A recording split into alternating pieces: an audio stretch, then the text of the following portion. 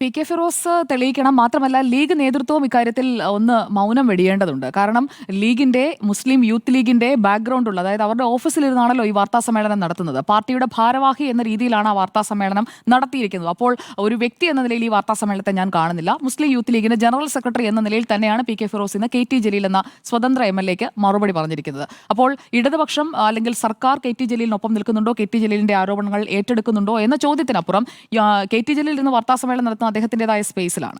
അതോടെ പക്ഷേ ഇവിടെ വാർത്താ സമ്മേളനം നടന്നിരിക്കുന്നത് മുസ്ലിം യൂത്ത് ലീഗിന്റെ ഓഫീസിൽ തന്നെയാണ്. ആ ബാക്ക്ഡ്രോപ്പ് കണ്ടിട്ട് എനിക്ക് അങ്ങനെയാണ് മനസ്സിലായത്. അപ്പോൾ ഇവിടെ ലീഗ് മറുപടി പറയേണ്ടത് പാർട്ടിയുടെ അറിവോടെയുള്ള സെയിൽസിന്റെ മാനേജറാണോ പി കെ ഫിറോസ് എന്നുള്ളതാണ്. കാരണം വിദേശം കേന്ദ്രീകരിച്ചുകൊണ്ട് ഇതാദ്യമായി പി കെ ഫിറോസ് മാത്രം ഈ റിവേഴ്സ് ഹവാല നടത്തുന്നു എന്നുള്ള ജലീലിന്റെ ആരോപണം അതാദ്യമായി കേരളം കേൾക്കുന്നതൊന്നുമല്ല. റിവേഴ്സ് ഹവാല സംബന്ധിച്ചുള്ള ഒരുപാട് ആരോപണങ്ങൾ കേരളത്തിൽ ഉയർന്നിട്ടുണ്ട്. അപ്പോൾ കെ ടി ജലീൽ ഈ കാര്യത്തിൽ കൃത്യമായ ഒരു അന്വേഷണം നടത്തിയതിനു ശേഷം രേഖകളുടെ അടിസ്ഥാനത്തിൽ ഒരു ആരോപണവുമായി മുന്നോട്ട് വരുമ്പോൾ തിരിച്ച് കാര്യങ്ങൾ ബോധ്യപ്പെടുത്തേണ്ടത് രേഖകൾ വെച്ചുകൊണ്ട് തന്നെയാണ്. ഇവിടെ പി കെ ഫിറോസിന് അങ്ങനെയുള്ള ഒരു രേഖയും കയ്യിൽ ഉണ്ടായിരുന്നില്ല ഈ വാർത്താ സമ്മേളനം നടത്തുമ്പോൾ. എന്തിന് സ്വന്തം കമ്പനിയുടെ പേര് പോലും പറയാൻ പറ്റുന്നില്ലെങ്കിൽ അത്രയ്ക്ക് പേര് പുറത്തു പറയാൻ കൊള്ളാത്ത ഒരു കമ്പനിയിലാണോ അദ്ദേഹം ഈ മാനേജറായിട്ടിരിക്കുന്നത്? അതെങ്കിലും അറ്റ്ലീസ്റ്റ് ലീഗ് നേതൃത്വം അദ്ദേഹത്തോട് ചോദിക്കേണ്ടതുണ്ട്. ഇവിടെ നേരത്തെ നിങ്ങളൊക്കെ സൂചിപ്പിച്ചതുപോലെ പാലക്കാട് കൊപ്പത്തുള്ള yummy fried chicken, Kozhikode HiLITE മാളിലുള്ള യമ്മി ഫ്രൈഡ് ചിക്കൻ, ഈ കമ്പനികളൊക്കെ ഒരു ബിനാമിയെ വെച്ചോ അല്ലെങ്കിൽ അതിലൊക്കെ ഇൻവെസ്റ്റ്മെന്റ് നടത്തി അതിൽ തന്റെ കമ്പനിയായിട്ട് തന്നെ നടത്താനോ ഒക്കെ പി കെ ഫിറോസിന് കഴിയും. അതിനൊന്നും ആരും പി കെ ഫിറോസിന് എതിർപ്പ് പറയത്തില്ല. മാഡം പറഞ്ഞതുപോലെ പണ്ട് ദാരിദ്ര്യമായിരുന്നു എന്ന് വെച്ചിട്ട്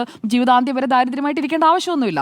പക്ഷേ അത് നേരായ വഴിയിലാണോ ആ സമ്പത്ത് ഉണ്ടാക്കിയത് എന്ന കാര്യം പൊതുസമൂഹത്തിന് മുന്നിൽ പ്രൂവ് ചെയ്യണം. കാരണം അദ്ദേഹം തെരഞ്ഞെടുപ്പിൽ മത്സരിച്ചയാളാണ്, മുസ്ലിം യൂത്ത് ലീഗിന്റെ സംസ്ഥാന ജനറൽ സെക്രട്ടറി എന്ന ഭാരവാഹിത്വം വഹിക്കുന്നയാളാണ്. അറ്റ്ലീസ്റ്റ് ആ സംഘടനയോടെങ്കിലും ലീഗിന്റെ ആളുകളൊക്കെ പ്രത്യേകിച്ചും ഇങ്ങനെയുള്ള കാര്യങ്ങളിൽ വലിയ രീതിയിൽ ഈ ദീനീബോധത്തോടെ മുന്നോട്ട് പോകുന്ന ആളുകളാണല്ലോ. അപ്പോൾ അതൊക്കെ പി കെ ഫിറോസിനും ബാധകമാണ് എന്നാണ് ഞാൻ കരുതുന്നത്. അപ്പോൾ അവർക്ക് മുന്നിൽ ചില കാര്യങ്ങളിൽ വ്യക്തത വരുത്തേണ്ടത് ഈ കാര്യത്തിൽ ആവശ്യമാണ്. ഇവിടെ കച്ചവടത്തിന്റെ ഒരു പൊളിറ്റിക്സിനെ കുറിച്ച് കൂടി നമ്മൾ പറഞ്ഞു പോകണമല്ലോ.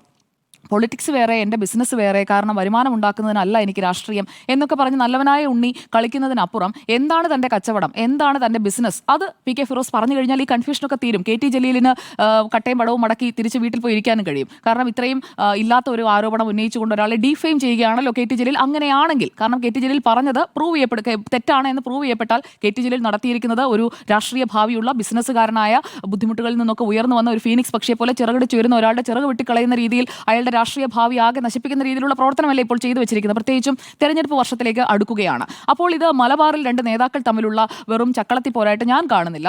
ഇതിൽ എന്തൊക്കെയോ കാര്യങ്ങൾ നടന്നിട്ടുണ്ട്, അല്ലെങ്കിൽ എന്തൊക്കെയോ കാര്യങ്ങളിൽ വ്യക്തത വരാതെ കിടക്കുന്നുണ്ട് എന്നത് പൊതുസമൂഹത്തിനും ഇപ്പോൾ ബോധ്യപ്പെട്ടിരിക്കുകയാണ്. കെ ടി ജലീലിന്റെ കേവലം ഫേസ്ബുക്ക് പോസ്റ്റ് മാത്രമായിട്ടല്ലല്ലോ ഇതിപ്പോൾ നിൽക്കുന്നത്.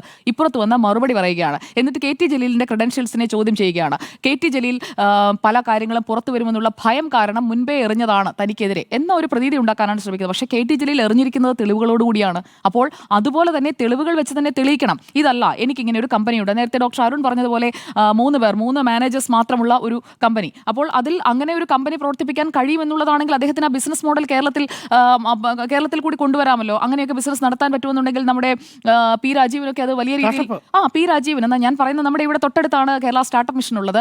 അപ്പോൾ ഇങ്ങനെ വളരെ മിനിമം സ്റ്റാഫിനെ വെച്ചുകൊണ്ട് ഇത്രയും വരുമാനം കിട്ടുന്ന ഒരു സംവിധാനമൊക്കെ, അതായത് അയാൾക്ക് കിട്ടുന്നത് ഇപ്പോൾ കെ ടി ജലീൽ പറഞ്ഞതനുസരിച്ചാണെങ്കിൽ പി കെ ഫിറോസിന് 5.25 ലക്ഷം രൂപ വരുമാനമുണ്ട്. അപ്പോൾ വെർച്വലായി ഓപ്പറേറ്റ് ചെയ്യാൻ കഴിയുന്ന രാഷ്ട്രീയവും ഒരു ഭാഗത്തോടെ കൊണ്ടുവരാൻ പറ്റുന്ന ഒരു കാര്യമൊക്കെ ആണെങ്കിൽ എത്ര യുവാക്കൾക്ക് ഈ രാഷ്ട്രീയത്തിലേക്ക് കടന്നു വരാൻ പറ്റും. കാരണം വരുമാനമുള്ള ഒരു ജോലി കളഞ്ഞിട്ട് രാഷ്ട്രീയത്തിലേക്ക് ഇറങ്ങണോ എന്നൊക്കെ വിചാരിച്ച് അങ്ങനെ ഒരു തീരുമാനം എടുക്കാതെ നിൽക്കുന്ന യുവാക്കൾക്കൊക്കെ നല്ല ഒരു മോട്ടിവേഷൻ ആകും പി കെ ഫിറോസ്. കാരണം ഇത്രയൊക്കെ വരുമാനം കിട്ടും, വെർച്വലായിട്ട് ഒരു കമ്പനിയിൽ ഒരു മാനേജർ പോസ്റ്റിൽ ജോലി ചെയ്താൽ മതി, രാഷ്ട്രീയ പ്രവർത്തനം മുഴുവൻ സമയം കൊണ്ടുപോകാം. കാരണം ലീഗിന്റെ പ്രധാനപ്പെട്ട യൂത്ത് ലീഗിന്റെ സമര പരിപാടികളിലൊക്കെ പി കെ ഫിറോസിനെ നമ്മൾ കാണാറുണ്ട്, രാഷ്ട്രീയ പ്രതികരണങ്ങൾ കാണാറുണ്ട്. നേരത്തെ അദ്ദേഹം ചർച്ചകളിലും സജീവമായിരുന്നു. അപ്പോൾ ഇത്രയും സജീവമായി കാര്യങ്ങളൊക്കെ മുന്നോട്ട് കൊണ്ടുപോകാം, നല്ല ഒരു എമൗണ്ട് കയ്യിൽ കിട്ടും, താങ്കൾക്ക് ശ്രമിക്കാവുന്നതാണ്. അപ്പോൾ അങ്ങനെയൊക്കെയാണെന്നുണ്ടെങ്കിൽ ഒരു വെർച്വൽ കമ്പനി ഓപ്പറേറ്റ് ചെയ്താൽ മതി. കാരണം രാഷ്ട്രീയം എന്ന് പറയുന്നത് ഒരു സൈഡിൽ കൂടി അല്ലെങ്കിൽ ഒരു മുഴുവൻ സമയ രാഷ്ട്രീയക്കാരനായി മുന്നോട്ട് പോകാനും പറ്റും, അപ്പുറത്തൊരു വരുമാനം കിട്ടുന്ന ജോലിയും ഉണ്ടാകും. ഇവിടെ നേരത്തെ ജിമ്മി സാർ സൂചിപ്പിച്ചല്ലോ, ഡോക്ടർ അരുണും ഇവിടെ സൂചിപ്പിച്ചു, അദ്ദേഹത്തിന്റെ സെൽഫ് പ്രൊഫഷനായിട്ട് ഡിക്ലെയർ ചെയ്തിരിക്കുന്ന ലാസ്റ്റ് മത്സരിച്ചത് 2021 ഇനി ഒരു പക്ഷേ 2024 മത്സരിച്ചേക്കാം. കാരണം മാത്രം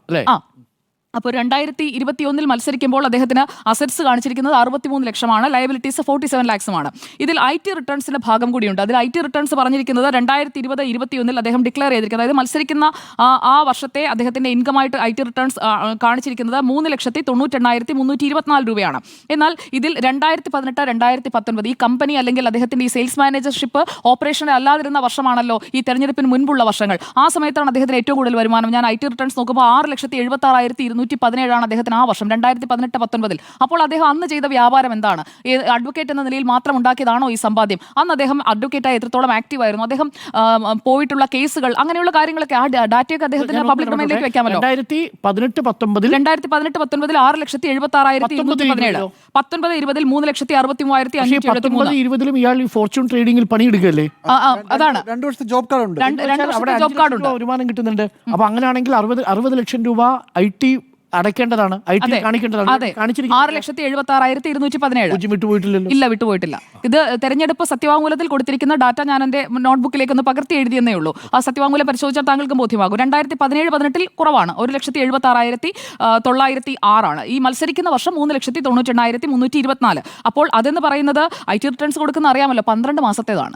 ഇത് ഒരു മാസത്തെ 5,20,000 അപ്പോൾ എവിടെ പോയി? അതോ ഇനി 5,20,000 എന്ന് പറയുന്നത് നമുക്ക് രണ്ടാമത്തെ, ഇപ്പോൾ പുറത്തു വന്നിരിക്കുന്ന രണ്ടാമത്തെ ഡാറ്റ അനുസരിച്ച് നോക്കിക്കഴിഞ്ഞിട്ടുണ്ടെങ്കിൽ 2024 മാർച്ച് 21 മുതലാണ് പുതിയ ജോബ് കാർഡ് അനുസരിച്ച് ഫോർച്യൂൺ ഹൗസ് ജനറൽ ട്രേഡിംഗ് LLCയിൽ സെയിൽസ് മാനേജർ വർക്ക് എഗ്രിമെന്റിന്റെ കോപ്പി വെച്ചിട്ടാണ് ജലീൽ ഇക്കാര്യം പറയുന്നത്. അപ്പോൾ അങ്ങനെയല്ല, ഞാൻ നേരത്തെയും വർക്ക് ചെയ്യുന്നുണ്ട് എന്നതും ഇവിടെ തെളിയിക്കേണ്ടത് PK ഫിറോസ് ആണ്. അപ്പോൾ ഇവിടെ ലീഗിന്റെ ഈ പറയുന്ന കത്വ ഉന്നാവോ ഞാൻ അങ്ങനെ തള്ളിക്കളയുന്നില്ല കേട്ടോ. കത്വ ഉന്നാവോ അതുപോലെ തന്നെ ധോത്തി ചലഞ്ച് അതിനെ ഞാൻ തള്ളിക്കളയുന്നില്ല. കാരണം PK ഫിറോസ് അസോസിയേറ്റ് ചെയ്തിട്ടുള്ള ഓർഗനൈസേഷനിലായിട്ടുള്ള ഫണ്ട് റൈസിംഗ് ആക്ടിവിറ്റീസ് ഏതൊക്കെയാണ് എന്നുള്ളത് ലീഗ് നേതൃത്വം വിശദീകരിക്കണം. അതിന്റെ ബാധ്യത ലീഗ് നേതൃത്വത്തിന് തന്നെയാണ്. സാദിഖ് അലി ശിഹാബ് തങ്ങൾ തന്നെ ഇക്കാര്യത്തിൽ ഒരു വ്യക്തത വരുത്തണം, അല്ലെങ്കിൽ PK കുഞ്ഞാലിക്കുട്ടി ഇക്കാര്യത്തിൽ വ്യക്തത വരുത്തണം. കാരണം സാധാരണക്കാരായ ലീഗിന്റെ അണികൾ, യൂത്ത് ലീഗിന്റെ പ്രവർത്തകർ, അവരൊക്കെ നടന്ന് ഈ ധോത്തി ചലഞ്ചിന് വേണ്ടിയിട്ട് നല്ലതുപോലെ വിയർപ്പൊഴുക്കിയിട്ടുണ്ട്. അപ്പോൾ അവരെ എല്ലാവരെയും പറ്റിച്ചുകൊണ്ട് ഈ ഓർഗനൈസേഷണൽ ഫണ്ട് റൈസിംഗ് ആക്ടിവിറ്റീസ് നല്ല വൃത്തിയായിട്ട് നടത്തുന്നവരാണ് ലീഗുകാർ. അപ്പോൾ അവരെ എല്ലാവരെയും പറ്റിച്ചുകൊണ്ട് ഒരു ഭാഗത്ത് കൂടി ഈ സെയിൽസ് മാനേജർ കുറെ ഫണ്ടങ്ങ് കൊണ്ടുപോയിട്ടുണ്ടോ എന്നത് പരിശോധിക്കപ്പെടേണ്ട കാര്യം തന്നെയാണ്. അത് പരിശോധിക്കപ്പെടണം. കാരണം അങ്ങനെ ഒരു ആരോപണം, അങ്ങനെ ഒരു അലിഗേഷൻ ഇവിടെ പൊതുസമൂഹത്തിൽ ഒരു MLA ആണ് ഉയർത്തിയിരിക്കുന്നത്. അപ്പോൾ അത് പരിശോധിക്കപ്പെടേണ്ടതാണ്. പാർട്ടി തലത്തിലും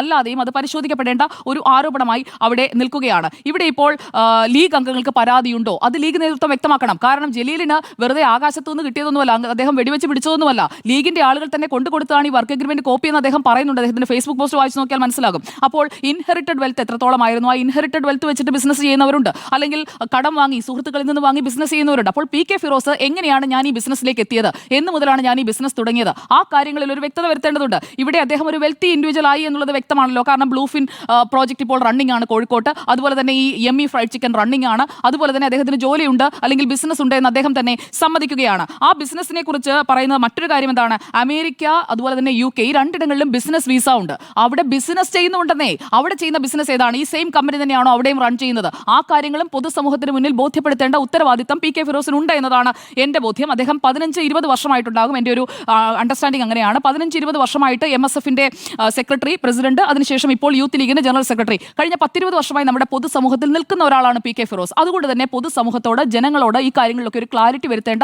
ഉത്തരവാദിത്തം PK ഫിറോസിനുണ്ട് എന്ന് തന്നെയാണ് നമ്മൾ മനസ്സിലാക്കേണ്ടത്. ഇപ്പോൾ അത് അഷ്റഫിന്റെ ട്രാവൽസ് ആണോ, വിദേശ കമ്പനിയിലെ ജോലിയാണോ? ലീഗുകാരോട് ചോദിച്ചു കഴിഞ്ഞാൽ പല കാര്യങ്ങളാണ് അവർക്ക് പറയാനുണ്ടാവുക. അതൊക്കെ അവർ പൊതുവെയാണ് പറയേണ്ടത്. അതിപ്പോൾ മാധ്യമങ്ങൾക്ക് മുന്നിൽ കൃത്യമായ കാര്യങ്ങൾ ബോധ്യപ്പെടുത്തേണ്ട ഉത്തരവാദിത്തം മുസ്ലിം ലീഗ് എന്ന് പറയുന്ന സംഘടനയ്ക്കുണ്ട്. അല്ലാത്ത പക്ഷം ആ ഒരു സംഘടനയെ മുഴുവൻ ഇതുപോലെയുള്ള സെയിൽസ് നടത്തുന്ന മാനേജേഴ്സ് ഉള്ള ഒരു സംഘടനയായിട്ട് ആളുകൾ കാണുന്ന രീതിയിലേക്ക് കാര്യങ്ങൾ പോകും. അപ്പോൾ ഒരാൾ ഇങ്ങനെയാണ്, അല്ലെങ്കിൽ ഒരാൾ ഇങ്ങനെയുള്ള കാര്യങ്ങൾ ചെയ്തിട്ടുണ്ട് എന്ന് പറഞ്ഞാൽ അതിനെ വെള്ളപൂശിക്കുകയല്ല വേണ്ടത്. തെറ്റാണെങ്കിൽ തെറ്റാണ് എന്ന് തുറന്നു പറയുകയും അതിനെ എതിർക്കുകയും ചെയ്യുകയാണ് ലീഗ് പോലെയുള്ള രാഷ്ട്രീയ പാർട്ടിയിൽ നിന്ന് നമ്മൾ പ്രതീക്ഷിക്കുന്നത്. അതുപോലെ സത്യവാങ്മൂലത്തിലെ ഒരു കാര്യം കൂടി ഞാൻ പറയാം. ഡീറ്റെയിൽസ് ഓഫ് മൂവബിൾ അസറ്റ്സ് എന്ന് പറയുന്ന ഹെഡറിൽ നമ്മൾ നോക്കിക്കഴിഞ്ഞാൽ bonds, debentures and shares in companies, ഏതെങ്കിലും കമ്പനിയിൽ ഷെയർ ഉണ്ടോ എന്ന കാര്യത്തിലും നിൽ എന്നാണ് വെച്ചിരിക്കുന്നത് 2021 തെരഞ്ഞെടുപ്പ് സത്യവാങ്മൂലം അനുസരിച്ച്. അപ്പോൾ 2021 ഇതൊന്നുമില്ല. അപ്പോൾ ഈ മാനേജർ ആയിരുന്ന ജോബ് കോൺട്രാക്ട് അപ്പാടെ മറന്ന് അല്ലെങ്കിൽ മറച്ച് വെച്ചിരിക്കുകയായിരുന്നു എന്നത് ഇവിടെ ക്ലിയർ ആണ്. അപ്പോൾ അതുകൊണ്ട് മുസ്ലിം യൂത്ത് ലീഗിന്റെ സ്റ്റേറ്റ് ജനറൽ സെക്രട്ടറി ആയിട്ടുള്ള PK ഫിറോസ് ഈ ബ്ലൂഫിൻ ട്രാവൽ ഏജൻസിയുടെ ഓഫീസ് പഴയ ലീഗിന്റെ കെട്ടിടത്തിലൊക്കെയാണ് പ്രവർത്തിക്കുന്നതെന്നാണ് KT ജലീൽ പറഞ്ഞിരിക്കുന്നത്.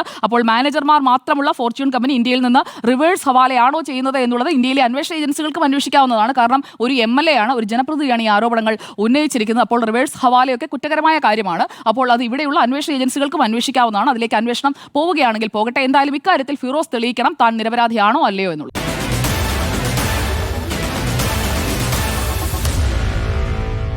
Meet the editors.